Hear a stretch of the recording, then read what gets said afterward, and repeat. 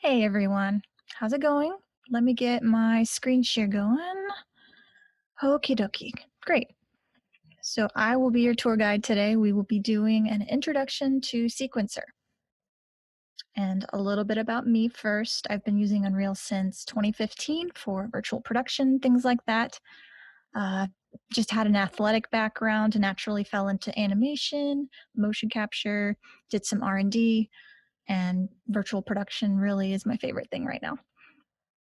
So here is a teaser just to show you some of the capabilities and show you what we're working toward today. So I've got my project open. Let me play this little sequence.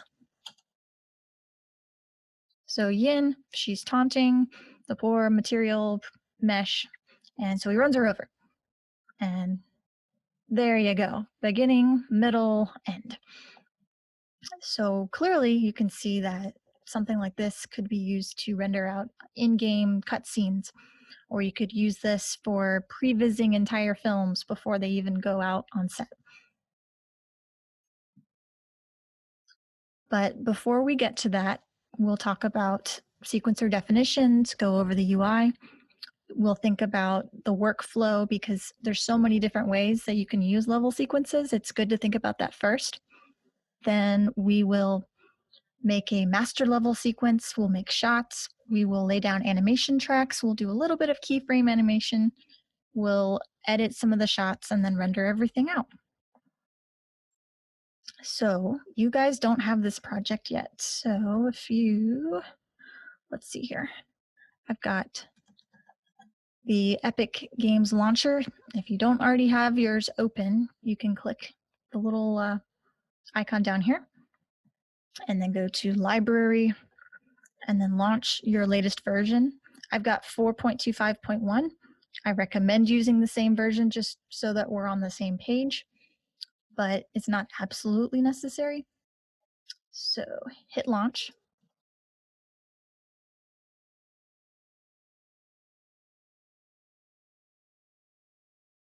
And we'll be using the third person template for this. So here's the project that I made. You guys go to games, hit next, and grab that third person template right here. So third person, hit next. Make sure you have your starter content. So with starter content, and then make sure this is pointed to your Unreal project folder. And then intro to sequencer, or whatever you call it.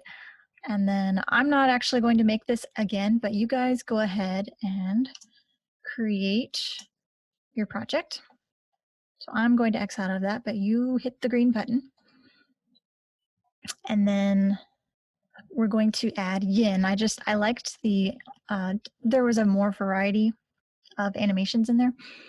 So I'm going to the marketplace and, I mean, how many times can we see a guy just crouching in place over and over and over again? So if I type in yin and then go to Paragon yin, and then we are going to add her right there. So add to project, find the project that you've made, and then hit add to project. And it's going to take some time to load and everything. So while you guys are getting caught up, I'll start talking about high level stuff, and then you can get all caught up and then we'll be good to go. So you add to project, I'm not going to. All right. So you will eventually be in the third person example map. Okie dokie. So level sequences. What in the world is a level sequence? So a level sequence is basically the container for your cinematic stuff. And if you don't have one, then if you open up this sequencer, it's blank. So for instance, let's say I am in the finished level right now. If I go to the third person example map, it's pretty blank. It doesn't have any level sequences yet. So notice my sequencer is gray. And if I try to go to my finished level sequence and I click on it, it was made in a different level. So if I try to go into this shot, look at all of the red. The red text is telling you that the object is missing. It lives in another level, but your level sequence is in a different level. So since they're not the same, it doesn't know that it exists, and it's complaining and letting you know, rightfully so. So that's what I mean by level sequences are bound to a certain level. So that's that right there. But if I switch back and I go back to third person example map finished, and I can even look at, let me move this down a little bit. Okay. So here is a bunch of cameras and a bunch of level sequences. And if I open up the second level sequence, notice how it tells you, hey, this actor right here, it's in this shot and that shot and that shot. So it keeps track of all of that. And in your level sequence, you can have different tracks and animated features and all that jazz. So now for the user interface. So up here, you've got your toolbar. You can save, you can find the viewed sequence asset in the content browser. So if I click on that, it jumps me to where it is in the content browser, which is kind of handy. And you can render out this movie to a video, and you can turn on auto key. We can look at that later. And over here, we've got these breadcrumbs. So it's kind of like Hansel and Gretel, and you're leaving breadcrumbs so you know where you are.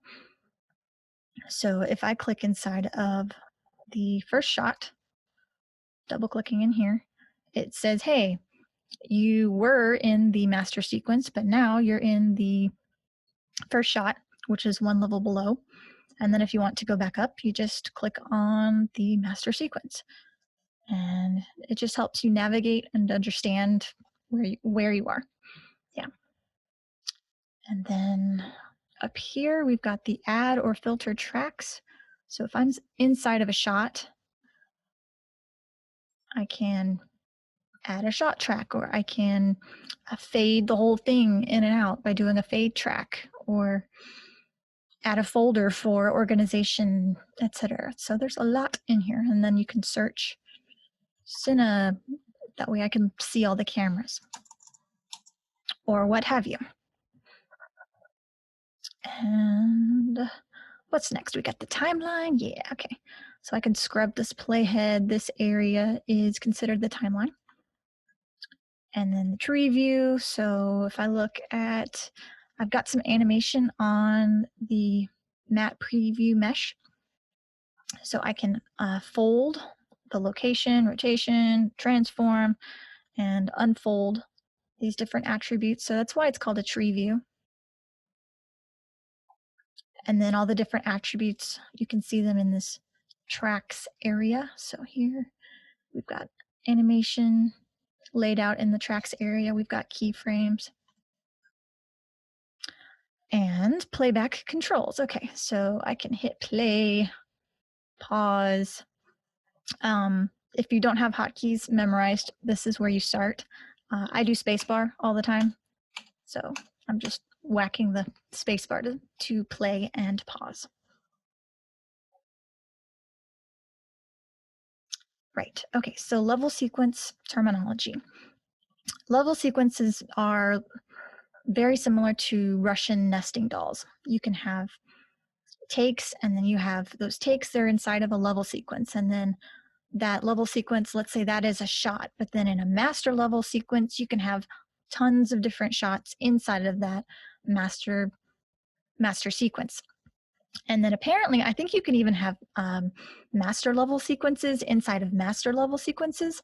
I personally have not worked that way yet. Maybe I will, but clearly you can see it gets really complicated really quickly. So Unreal doesn't know which way you're going to use it. I mean, a level sequence is a level sequence. So you just have to know how to set things up and think about the workflow ahead of time. So to go back, a take, you've got animation data. Maybe you were on set and you got some motion capture for your character, or maybe you were recording a virtual camera, so that could be a take as well. Or you've got this really awesome animator and he keyframed this intense fight sequence for you in Maya or something and then brought it in. All of that is an example of a take. And then shots typically have the character takes and then at least one camera. And then the master sequence usually has a bunch of those shots on a shots track. And then this master layout one, this one's a little different. It's a hybrid that virtual production people have used, where it's a staging ground to block different animations. So let's say they had one take, they liked the beginning of that one, and then they had a second take, and then they wanted to blend the two together. So they get all of that set up, and then they use that to record some virtual cameras, and they have all that information in there, but they don't actually have the shot track in there. So they have to do some work afterward so that they can get the information into the master sequence. But it's nice to even have a place that has it acts as an intermediate. So lots of different ways you can use level sequences. So like I said, we are talking about workflow before we even go back into the Unreal Engine, because there's situations where it's just one person. And if it's just one person, the way you're going to work is very differently than if you have a team and you're divvying up the work, and one person is doing animations, another person is doing camera stuff, another lighting, etc. So that is what I mean by linear versus nonlinear. Linear in that one person is doing things sequentially, versus nonlinear when everyone can be doing things at the same time. And then are you using source control? Because if you are, let's say someone checks out a level sequence, everything associated with it gets checked out. So if you wanted to do the camera animation, but someone checked it out, you couldn't, just depending on how you set it up. You could avoid that and you can make a sub scene. And another way you can avoid that is by doing level streaming. And anyway, that's getting very nitty gritty. But what I'm trying to get at is think about how you're working, think about file structure, think about naming conventions. Don't just dive in and then have problems later. So instead of just talking about this and not really knowing what I mean, let me give you some visuals to help. So let's say you have an individual and they are using this linear example. And this, I've been adding some links to the bottom of my slides. So let me click on this one. I like this one a lot.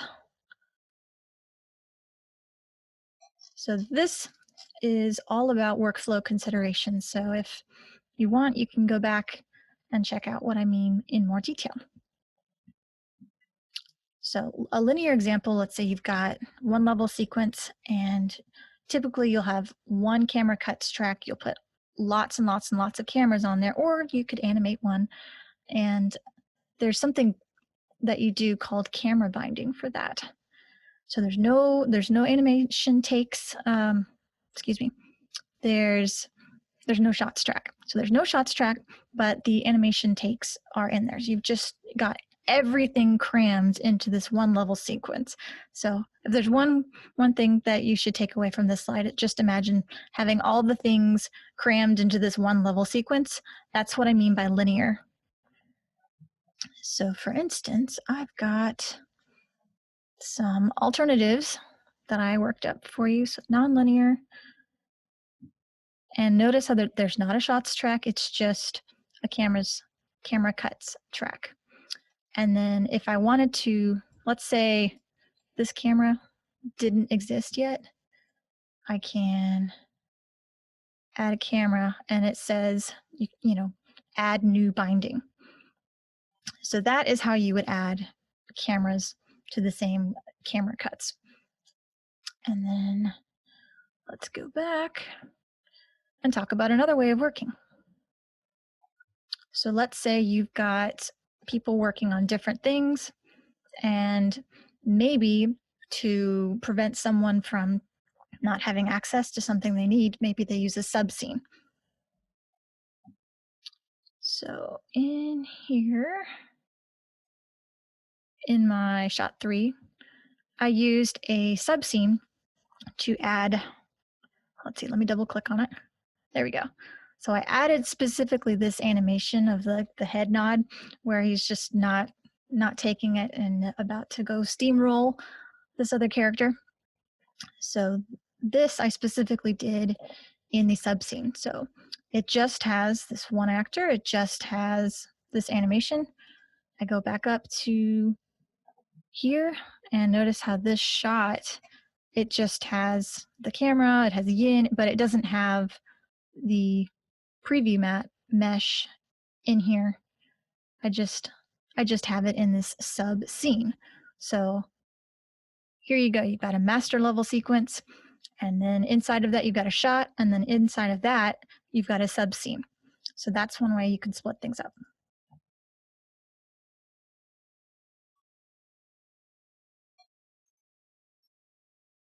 And then this is the intermediate way. Let me go back to my master layout alternative. Okay, so no shots track. All it has is, you know, I pretended that this is a virtual camera, so I just called it VC2 and VC3, and I just laid a bunch of keyframes down. So let me click this and hit spacebar. And the camera is moving, and I'm pretending that someone is holding an iPad and doing all of that. So that was one camera. And then here's another camera. So let me click this lock Cine Camera Actor VC3 to selected viewport. Very important button. And then let me hit G. And let's do the up arrow and spacebar. Okay, so not animating yet until this last part. So maybe if I wanted to cut between the two, I could take the information from this and then put it in a separate shot level sequence later. So hopefully that makes sense. So there's no shots, so they just have a bunch of information, but they need to do something with it later. But it's just a great staging ground. So there's no shots track. The virtual cameras require manipulation before adding to a master sequence. But so we've got the linear example, the collaborative sub scenes, and master layout. Those are some alternatives that you can think about. But here is a nonlinear workflow that is pretty simple and straightforward to set up. And I think you'll like this. So we will be doing one master sequence. It's got a shots track. Each shot level sequence will have a camera cuts track with one camera. Okay. So it's your turn, finally. Okay. So enough of the blah, blah, blah from me. And let's get down to business. So just in case you don't actually have this menu over here, you're like, wait, where is everything? Okay, so do the show or hide the sources panel right here. And then third person blueprint, go to maps. And I'm actually going to duplicate this one because I want to have a blank one in the future so I can do this again. So I'm going to hit Control W and I'm just going to call this third person underscore demo.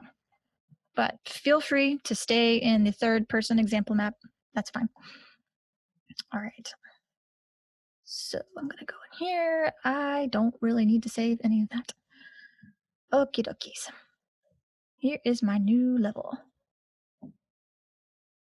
And if you're wondering where these colors came from, so you should have, third person BP, third person map. You should have starter content, Paragon, Yin, and I can right click on that and go to set color, new color, and maybe do green or something. And if you don't have this sequencer window, kind of important, go to Window, Cinematics, Sequencer, and then that should pull it up for you. So you are in a new level. Ta-da! All right, but we don't have a level sequence yet. But what I like to do, I actually like to add the actors first and then make the level sequence, which just is good at preventing messes. So adding actors to the scene. So let me show you how to do some viewport stuff and some navigation stuff first. So if you don't have two different window panes, you can go to this little triangle and layouts, and then hit the two panes right here instead of one. And then this little maximize or restore window will toggle the size of one of your panes. And we'll do some more with this viewport later. But for now, maybe I'll just go back and click this button and go to this non-cinematic viewport. And I am doing the middle mouse scroll forward and backward. I can also do an Alt left click to rotate around. I can also do a right click and press W to move forward, S to move backward, all while I'm still holding the right mouse button. D to go over to the right, A to go to the left, and then let's say I want to zoom to these stairs. I can hit the F button, and then I find that object and zoom in. So I'm going to do a left Alt, maybe I'll middle mouse scroll back, and I'm going to do a right mouse button to look around. So anyway, just play with some of those, and if all else fails, just select something, hit F if anything goes wrong. And I'm going to rebuild the lighting just because I am a perfectionist and that's going to bother me, but you don't have to do this. This has nothing to do with what we're doing. So anyway, but if you're curious, build, you can do build lighting only instead of building everything.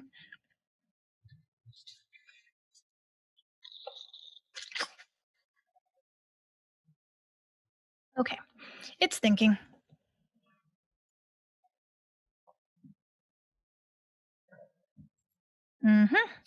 And notice the little preview words are gone. Yay. Okay. So how about we add the yin character first? So click on Paragon Yin right here. And then let's say you don't have these little filter buttons up here. Let me go to filters and reset. And then go to filter. I want a skeletal mesh because there's a lot of folders in there. Sometimes it takes me a while to find it. So this is just what I do to make things a little easier.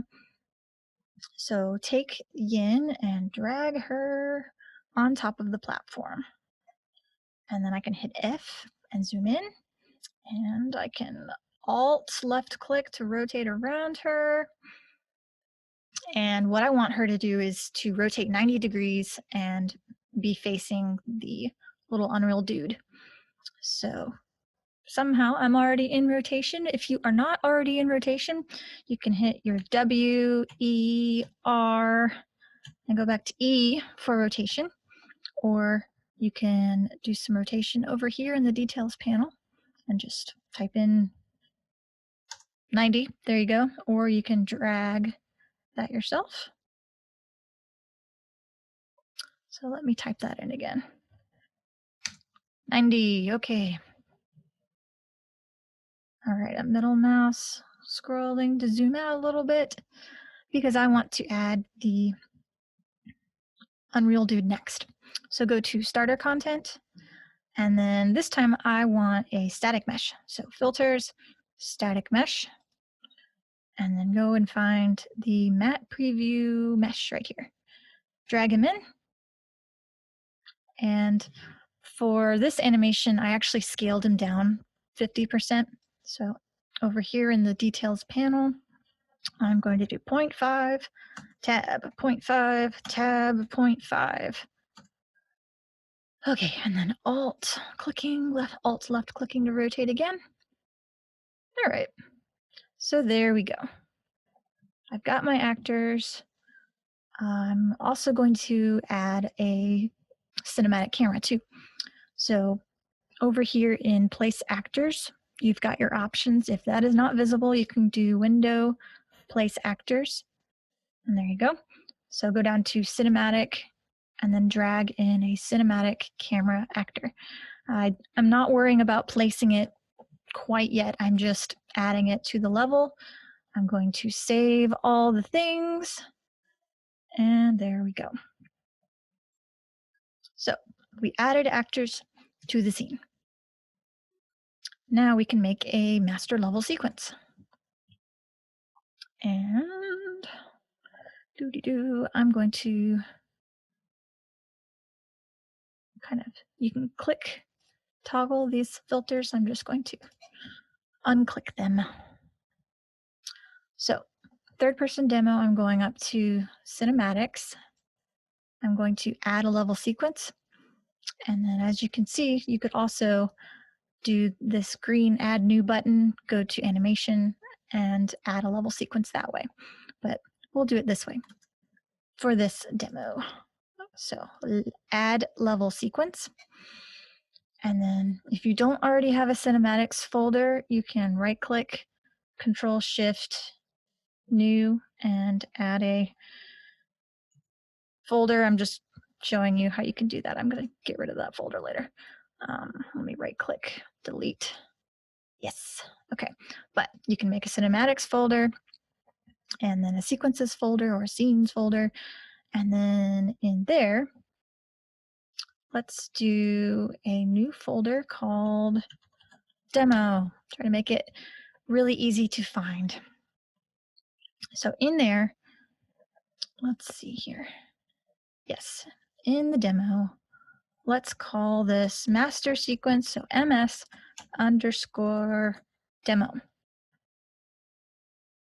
So cinematics, scenes, demo, and then in there, make a master level sequence called ms underscore demo. Okie dokie.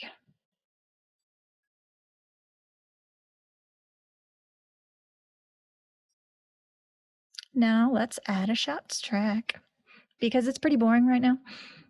So you go over to this green button and we'll add a shot track right here. So plus track, shot track. And still we don't have that much yet. So let's actually add a shot. So plus shot, and you guys don't have any of these yet. So we will do insert shot. So plus shot, insert shot. Okay, so notice inside the demo folder, it made a shots folder and a shots 0010 folder. So I like this naming convention because, you know, the next shot will be called 0020 underscore blah, blah, blah. And so if we want to insert shots later, we've actually got numerical room to do that. And then the suffix right here is used for, you know, take one, take two, etc. So let's hit save. And we have our first shot.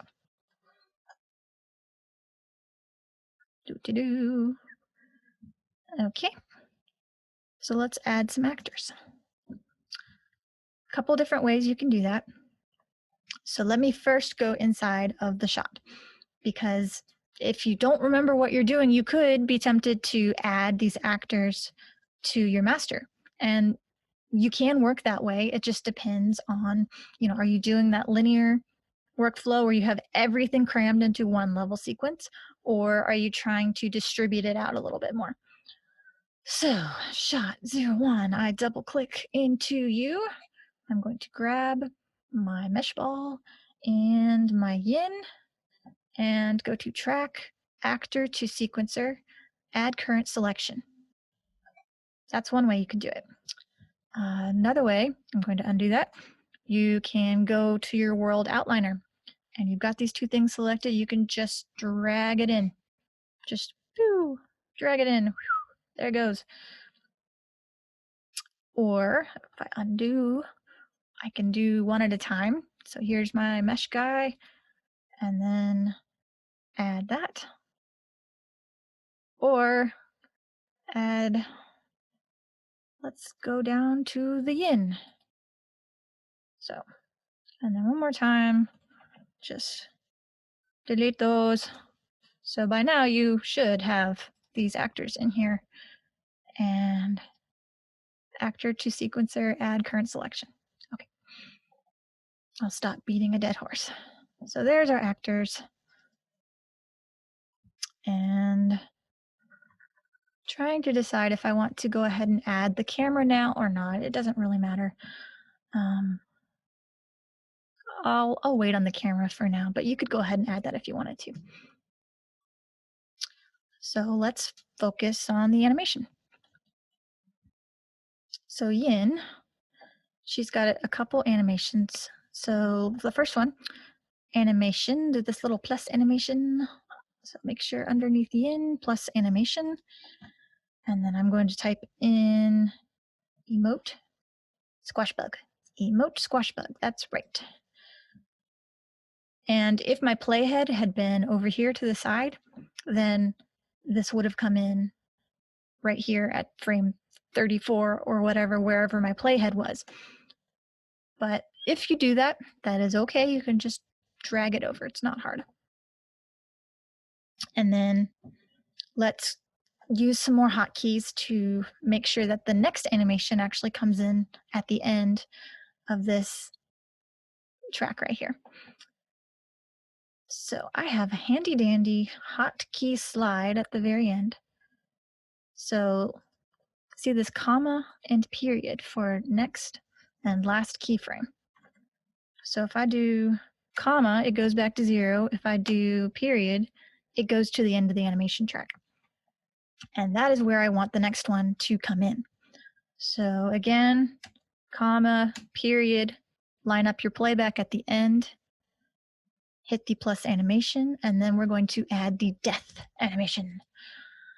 And oh no, it's hard to see. How do I zoom out? So if you do the middle mouse, let's see, control middle mouse or shift middle mouse, you can kind of move around that way. You can click this bar down here, or you can adjust the handles manually. Or if you hit the home button, then it will kind of center on your playback range. So I'm going to, let's move this over here. Okay. But the playback range starts at the green line and it ends at the red line. And that's too short for our entire animation sequence. So what I'm going to do, I'm going to fix it by going to the master level sequence first. So it is, I'm going to hit the period button. It is 150 frames. If I go inside here, I think I need it to be, hit the period a couple times, 236. So the playhead is at 236. Going back to the master, I'm going to use another hotkey. So these brackets are hotkeys for setting the playback start and end to the current time. So if I do the bracket, the right bracket, then the red jumps. So let me undo that so you can see it one more time. So the playback is at 236. If I do the right bracket, it jumps to the playhead. And then let me extend this shot all the way to the end. so that when I go in here, and then I need to adjust the playback range in here too. So you can try hitting the bracket. If the bracket doesn't work in here, you can just drag it yourself. It's tedious, but it still works. So I'm control middle mousing to zoom in and then bringing it over, making sure it lines up. And then I can hit the home button. And now everything is visible. We've got the playback range in the right spot. That's good. Okay. Now I'm doing everything in this first shot because what I'm going to do is I'm going to duplicate this shot over and over again so that I don't have to set this up 4 times, 50 times, 2 times, however many shots that we have. So how about we look at this? So we don't have a camera in here, so I can still zoom around. Let's just see what she does, because I know what she looks like, but maybe you forgot. So let's hit the spacebar. So she's taunting, smush, and she gets knocked over. So there's that. But we don't have this guy animating yet. So let's fix that. So in the tree view, I've got the transform. Let's just talk about different ways to set keyframes. I can hit the S key and let's hit the S key. So I got this in the playhead. I got this clicked. Let's look at that. I'm just doing a right click to change my viewport.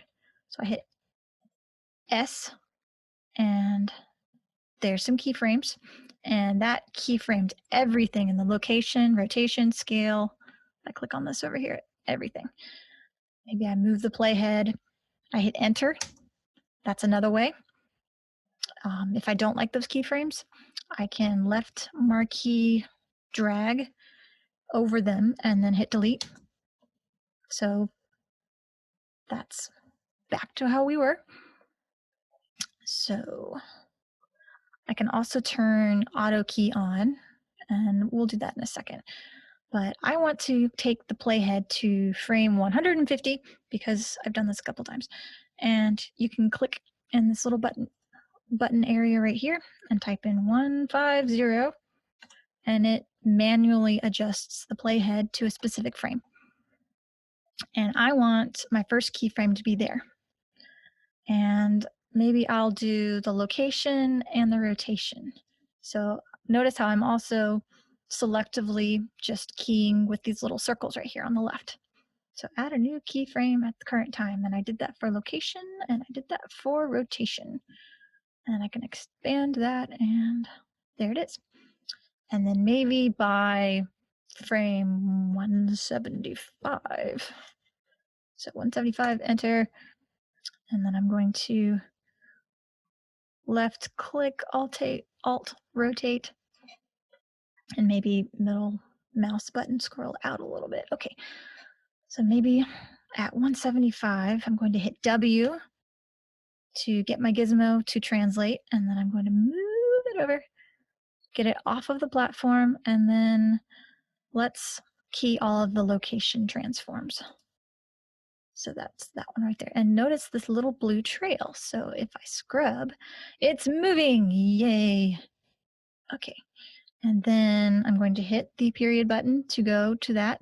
And then let's say 4 frames later, I want the ball to just Acme cartoon physics fall to the ground. So I'm hitting W.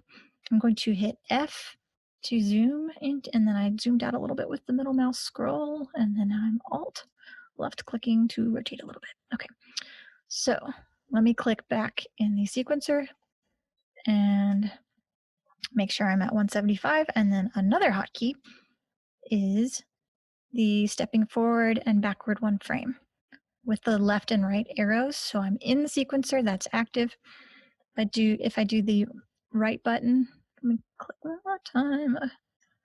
Okay, all right, so I'm doing the right button, right button, right button, right button, or you could just type in 179. Lots of ways to do this. And I'll pull this down and let me zoom out a little bit, or I'm just kind of changing my right click rotation. And then let me hit S. And then we've got it moving. Another way I could have done that is, let me Control Z. Let me go to frame 179, enter. And what if I do auto key right here? So this little diamond with a key in it, auto key. If I move this down, then it will key just what was changed. So I hit spacebar. Pew! Okay. And then let me navigate out. I'm going to hit G to get rid of all the extra icons. So what I want to do next is make sure that when this hits, it's actually at a reasonable spot in comparison to her animation, right? So spacebar. Let me just do frame by frame. So let's go in there and see if we like that. Now, and I'm going to have her having some geometry going through her. It's not going to be perfect, but I think I'm okay with the timing of that reaction. That's the main thing I'm looking for. But if I wasn't, for instance, I could click on this and let me make sure that's the right axis. So if I click on this, I hit W, the X axis. Okay. So if I go to the curve editor, you could go down to transform, location, X, and then you could get this little tangent handle right here, and then you could change the timing of the animation. So if I brought this over here, maybe I drag on this one, and notice how it's changing the speed of the travel. I'm going to undo that, but that is an option if you needed it. So notice how the curves and the sequencer are two different windows. So if you get lost, just go back and try and find the sequencer window. Okay, so we have animation. Let me make sure I'm not forgetting anything. So added animation, we adjusted the playback range, did some keyframe animation. I could adjust the speed of her death. Let's see if I hit spacebar. She seems a little slow. So what if I right click on the death animation and I go to properties? I could change the play rate to be, I don't know, I don't want it to be 200%, maybe 50% faster, so 1.5. Let's see what that does. We'll have to change the playback range, but we'll deal with that. So I hit play. And let's see if we still like how that looks. Let me scrub through here. I think that's okay. So I'm going to hit the period button and then go to my master sequence, hit the bracket button, and then I'm going to adjust the length of this shot as well. And then double click in the shot. And then let me make sure that this playback end is also here. Let me zoom in, double check. Twink. Okay. And then maybe one more thing we can add to this Tasmanian devil of Unreal dude. Let's also add some spinning animation. So period to adjust my playback to get it on the same spot. And then I'm going to keyframe the yaw. And let's do that by this little button right here, little yellow guy. Okay. And then I'm going to hit the period button. And maybe by then I want it to have gotten to negative 2000. something really crazy and fun. So spacebar, whee! Okay. So let's hit save. Let's save all of the things. File, save all, Control-Shift-S. So we've done animation. Let's make sure we've got our camera in here too. So there's our Cine camera. What if I just drag it in from the world outliner? So I just went up here, dragged it, and notice how we now have a camera cuts track. We're inside of the shot 001, and maybe I want to pilot it and get a better location. So this is where this double viewport thing actually comes in handy. So you can click this maximize restore viewport thing to open up the other one. Now, if this is not a cinematic viewport for you yet, go to perspective, and then maybe it looks like default. You can go down here and click cinematic viewport. Now, if you want to pilot a specific camera, you could manually go over here and click Cine Camera Actor, etc. Or let's go back to default and then go back to cinematic, and maybe it doesn't know what camera it needs to be yet. Then that's where this button right here, Lock Cinema Camera Actor 1 to selected viewport, is very useful. So we're kind of looking through the ground in a weird spot. So it's selected, and you can use your WASD navigation over here. So let me maybe right click W, I don't know, I'm doing the S to kind of zoom out. And I could, maybe rotate around. I'm just doing Alt left drag right now because maybe I want to see her from behind over here. I want to see her pointing.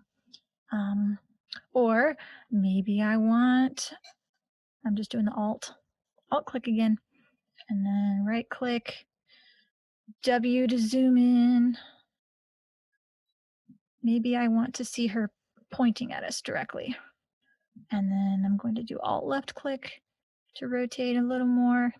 Now let's say that's, not quite what I want. What I like about this setup is I can zoom out over here. I can click here, and then if I want to do a smaller change, because, I'm not always the best driver in this Unreal Engine, so I can just use the gizmo right here and then do some fine tuning right here. And maybe I'll zoom in a little bit and then drag over or something like that. But it's a little fuzzy.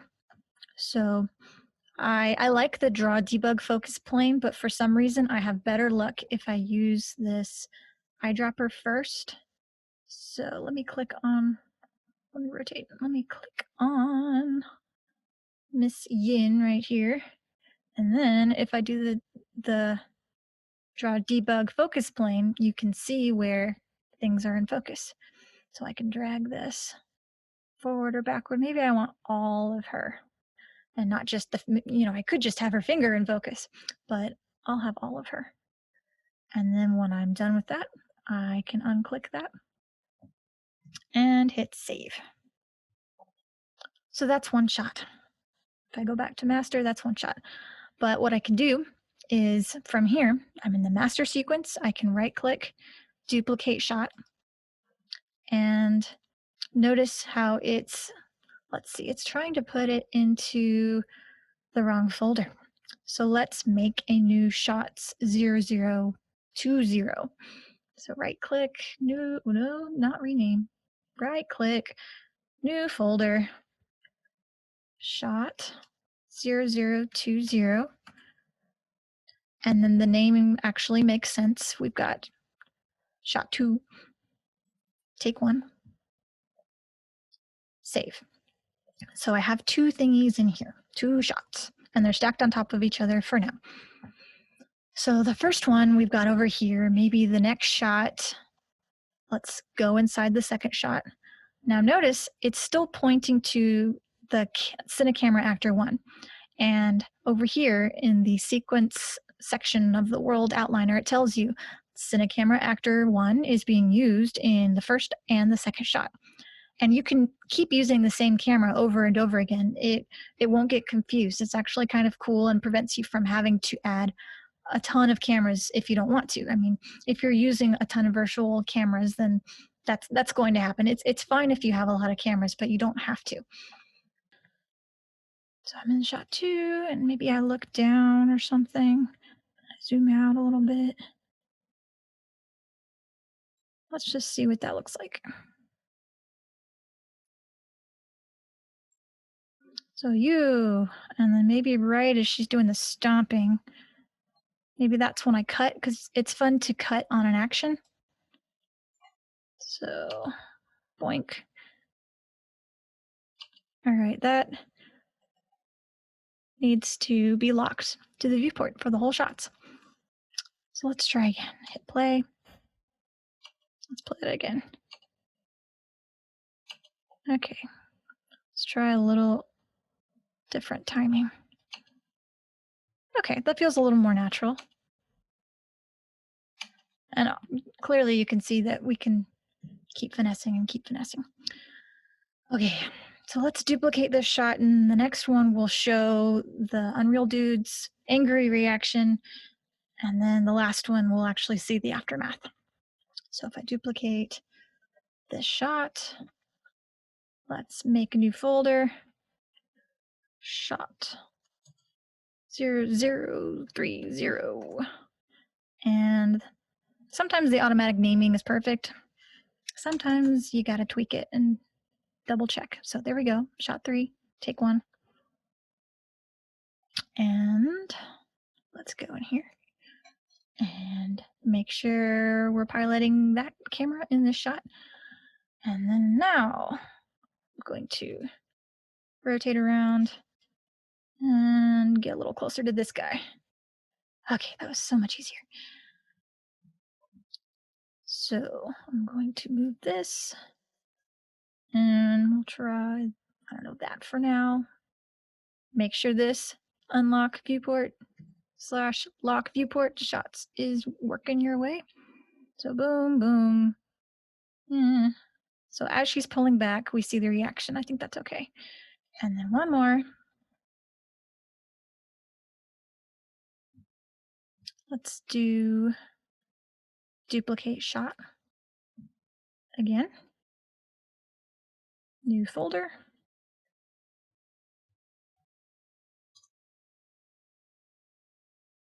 Change the name.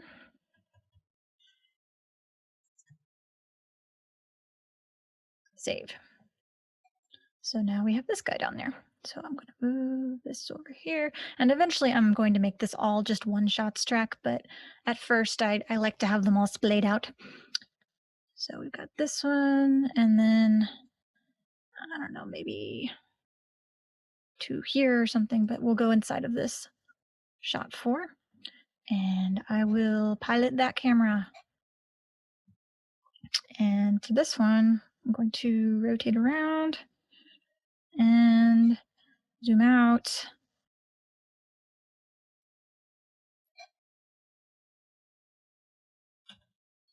Maybe move that up a little bit. Okay, let's try that.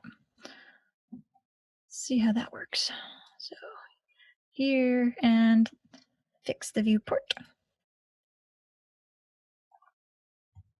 Spacebar. Cut. Reaction.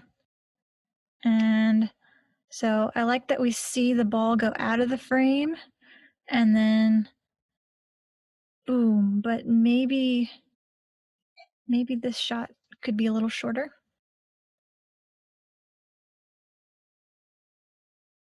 Maybe to there or something, and I'm just control middle mouse to zoom in a little bit so that now we see the reaction. So I'll hit play. So I'm okay with that. So what I can do is I can collapse this. I can take shot 2 and move it up. Take shot 3, move it up, and then I can cut this, move this over here. I've just been dragging things. You could For instance, you could do a control slash. So if I do the period button or the comma button, so this is where I want to cut, I could do, I believe it's control slash. Let's double check. Yeah, cut asset at current time. There you go. So control forward slash, that cuts that. And then you could also properties, look at the properties. There's different, oh yeah, there's different takes too. I can show you that in a second. So let me delete that, move it up here, and hit save. Yes, save all the things. And I think I have a gap right here. I didn't mean to do that. Well, let's just move it over.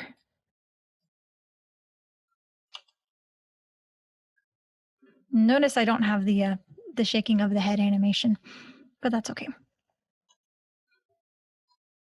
Let me double check where we are, because I can show you a couple other things. It's been about an hour-ish,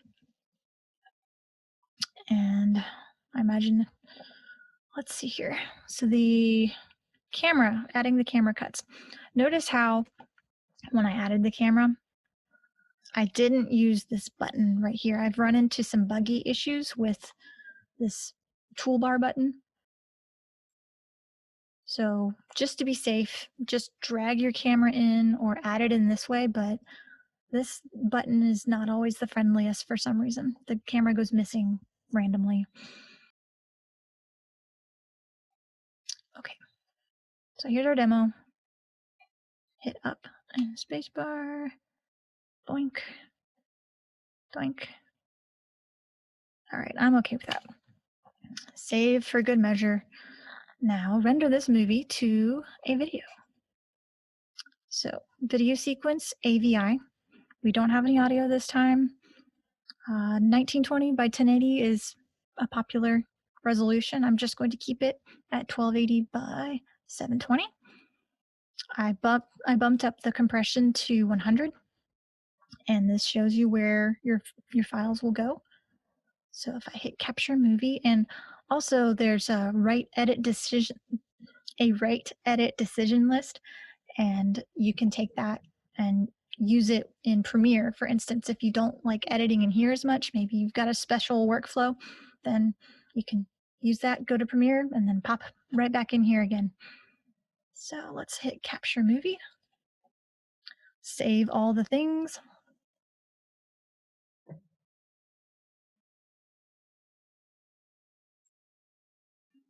All right, so you saw the little clip.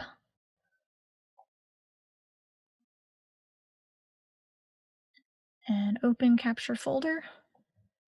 So here's our demo. I'm going to double click on that.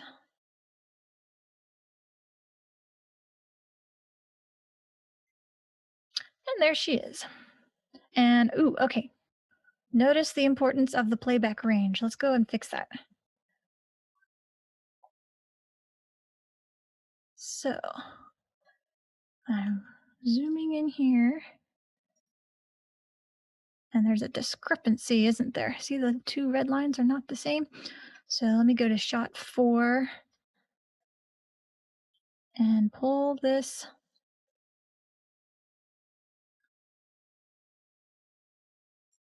And make sure this shot is actually all the way to the end. So we're at 209. And this thing ends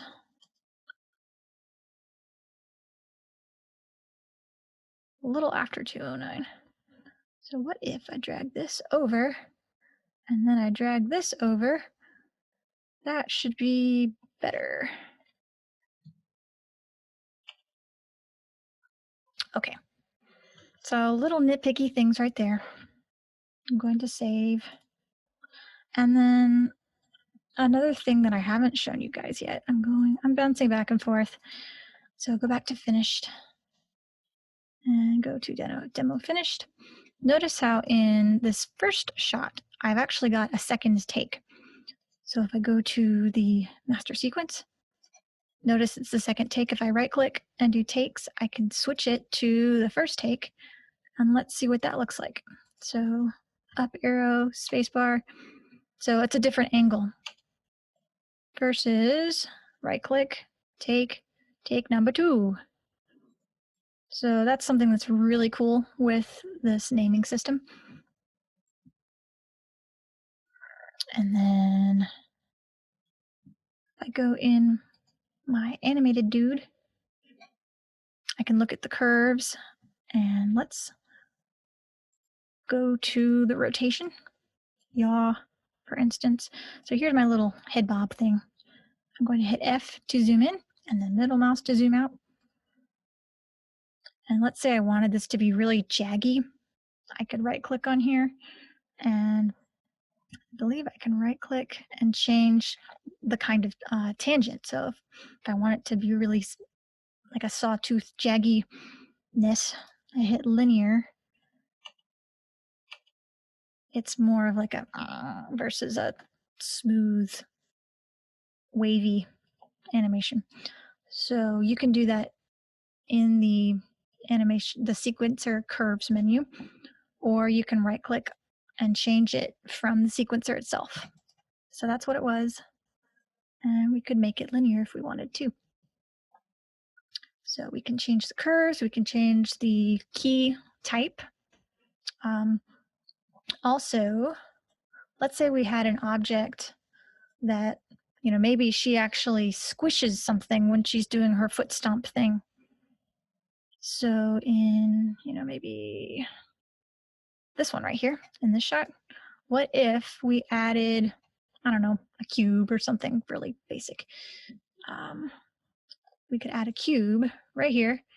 We can make it teeny tiny, maybe 0.1, tab 0.1, tab 0.1. And so there it is right there.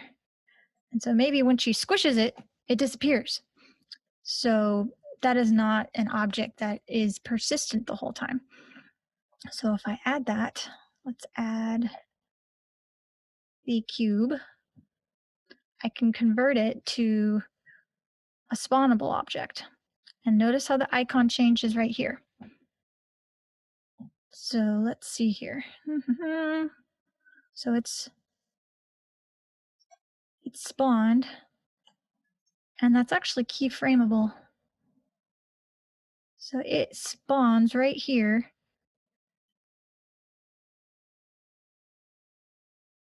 Because, maybe in the previous scene, we're not close enough, we can't see it. So I scrub through, it's here. And then maybe after a couple smearings with the foot, it's not there anymore. So, but I need to key that. So let's do unspawned, unkey it, and then maybe even back here, we'll see if it'll let us do that. And then say it's spawned, but it's only for the duration of that shot. So if I want it to appear earlier, then I need to have it in this shot as well, which makes sense. So just to make things look nice, I'm going to move that right there. So there it is. So smushy, smushy, it disappears. And then we've made the Unreal dude mad, and he just shakes his head. And there you go.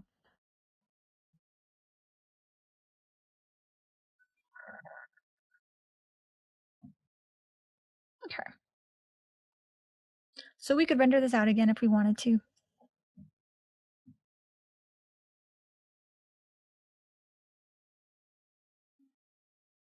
But let me double check. We rendered that out. We've got our last thing. We've got our hotkeys that we've been talking about. We've got some other trimming shortcuts for you. Also this Control L right here. So let's say I'm in shot 1, and then instead of clicking this button on and off, I could do, let me get the playhead in the right spot. There we go. I could do Control L. And then that toggles it as well. But visually, it's easier to see me clicking it with the mouse.